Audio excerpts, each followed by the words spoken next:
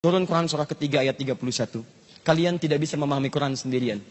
Qul in kuntum tuhibbunallah, kita akan sampai ke ujungnya. Qul in kuntum tuhibbunallaha. Katakan Muhammad SAW, jika kalian umat Nabi Muhammad, hamba Allah serius mencintai Allah, maka buktikan cinta itu dengan mengikuti petunjuk-petunjuk Nabi. Ternyata Allah sampaikan, untuk memahami Quran itu nggak bisa sendirian. Saya utus seorang Nabi, namanya Muhammad SAW, dan dengan petunjuk Nabi itu akan jelaslah kemudian petunjuk-petunjuk Quran. Ikuti. Ketika Anda ikuti, Anda mendapatkan cinta Allah Subhanahu Wa Taala sebagai bonusnya. 1. 2. Anda ikuti Nabi, maka Anda akan jadi teladan dalam kehidupan. Turun Quran jaminan di surah ke-33 ayat 21. Perhatikan ayatnya. Laqad kana lakum fi Rasulillahi uswatun hasanah. Kami telah tetapkan dalam pribadi Rasulullah sallallahu alaihi wasallam uswah hasanah. Saya sudah pernah bahas bahkan di sini. Ayat ini bisa dibaca dengan dua cara. Di qiraah Hafiz dari Asim bisa dibaca uswah. Di qiraah Warash atau Qalun dari Nafi' bisa dibaca iswah. Iswah, uswah. Dua-duanya punya makna yang sama, keteladanan yang berlanjut. Jadi kalau misal gini, fulan ini bagus, diteladani, yang meneladani akan jadi teladan lagi. Ini bagus, diikuti, yang mengikuti jadi teladan lagi. Nabi Muhammad itu punya sifat uswah, yang kalau diikuti, setiap yang mengikuti akan jadi teladan di zamannya. Nabi meninggal, Abu Bakar hidup, Abu Bakar jadi teladan. Abu Bakar meninggal, muncul tabi'in, tabi'in jadi teladan. Ini meninggal, tabi'in jadi teladan. Sekarang silahkan cek, semua yang mengikuti jejak Nabi jadi teladan dalam kehidupannya. Teman-teman pengusaha, ikuti jejak pengusaha yang meneladani Nabi, Anda jadi bintang dalam usaha Anda. Ibu-ibu rumah tangga, ikuti semua istri Nabi yang pernah meneladani Nabi. Keluarkan hadis-hadis tentang rumah tangga. Baca kemudian hadis-hadis itu. Ikuti oleh Nabi. Demi Allah saya katakan, ibu ikuti, ibu jadi teladan dalam kehidupan rumah tangga. Cek teman-teman, indah, itu uswah. Pengertian sunnah yang sudah disepakati oleh para ulama. Ingat, ulama saja sepakat. Maka Anda yang bukan ulama, tinggal ikut. Sederhana. Jangan ulamanya sepakat, Andanya ribut. Ya, Anda siapa gitu kan? Mari kembalikan bahwa sunnah itu secara bahasa adalah jalan yang diikuti. Secara istilah adalah segala yang bersumber dari Nabi SAW, baik perkataan beliau, ataupun tindakan beliau, ataupun ketetapan beliau, atau segala sifat dan sikap yang dinisbatkan kepada kehidupan Rasulullah SAW. Kalau kemudian kita ikuti itu semua, maka kita sedang mengikuti cara hidup Nabi SAW. Kemuliaan orang-orang yang mengikuti cara hidup Nabi dijamin langsung oleh Al-Quran dengan beberapa jaminan. 1. Orang yang senang mengikuti tuntunan Nabi dalam kehidupan, dari mulai bangun tidur sampai tidur kembali, itu dijamin oleh Allah Subhanahu Wa Taala. Orang ini akan ditempatkan di surganya bersama Nabi. Bahkan dengan semua para nabi. Semua. Dengan 3 golongan lainnya. Para syuhada, orang-orang soleh, dan para siddiqin. Dalilnya ditemukan di Quran surah keempat An-Nisa ayat 69. وَمَنْ يُطِعِ اللَّهَ وَرَسُولَهُ فَأُولَئِكَ مَعَ الَّذِينَ أَنْعَمَ اللَّهُ عَلَيْهِمْ مِنَ النَّبِيِّينَ وَالصِّدِّيقِينَ وَالشُّهَدَاءِ وَالصَّالِحِينَ وَحَسُنَ أُولَئِكَ رَفِيقًا.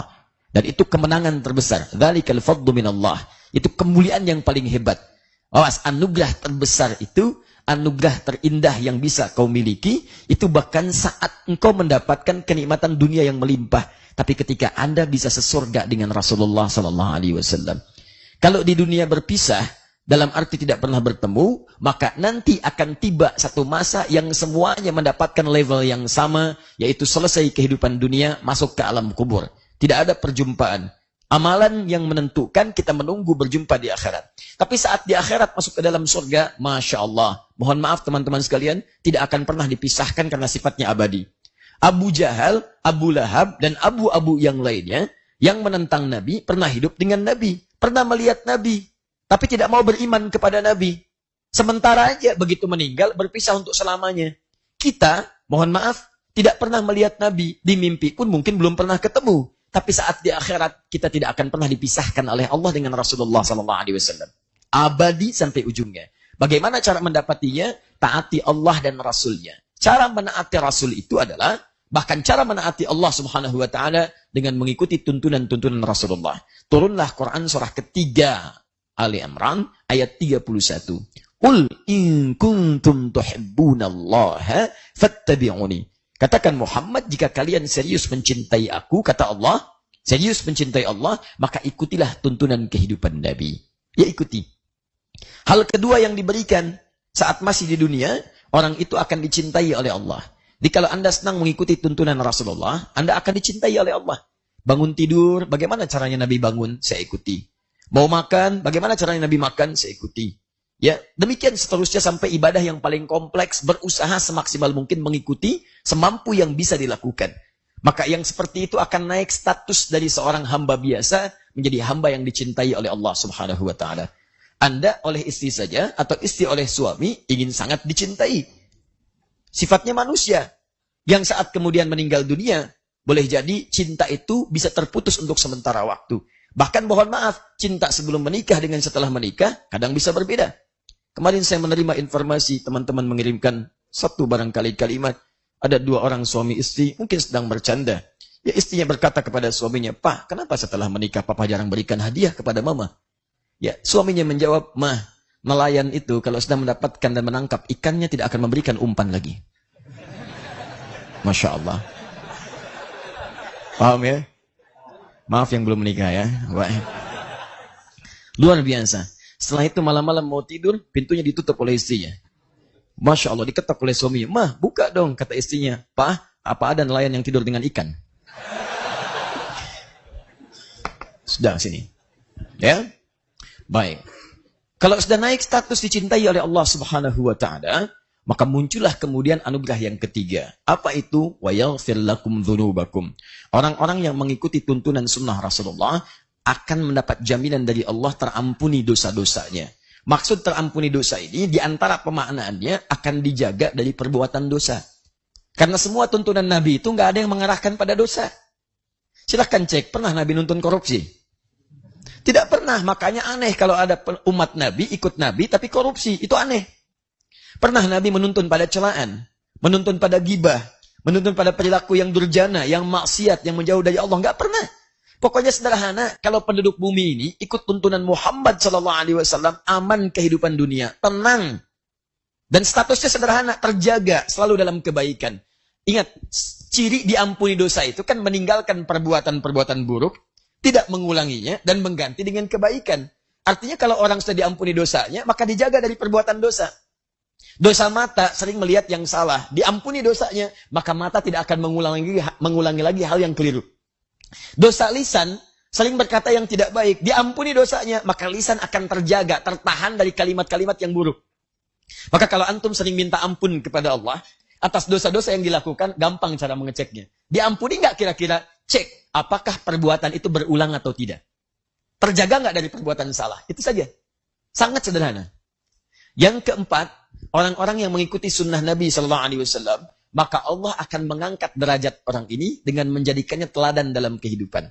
Dalilnya, mengikutkan kepada keteladanan Nabi, di Quran, surah ke-33 ayat 21. Laqad kana lakum fi rasulillahi uswatun hasanah. Sungguh, ada bagi kalian, pada pribadi kehidupan Rasulullah SAW, uswah hasanah. Keteladanan terbaik. Uswah, beda dengan kudwah.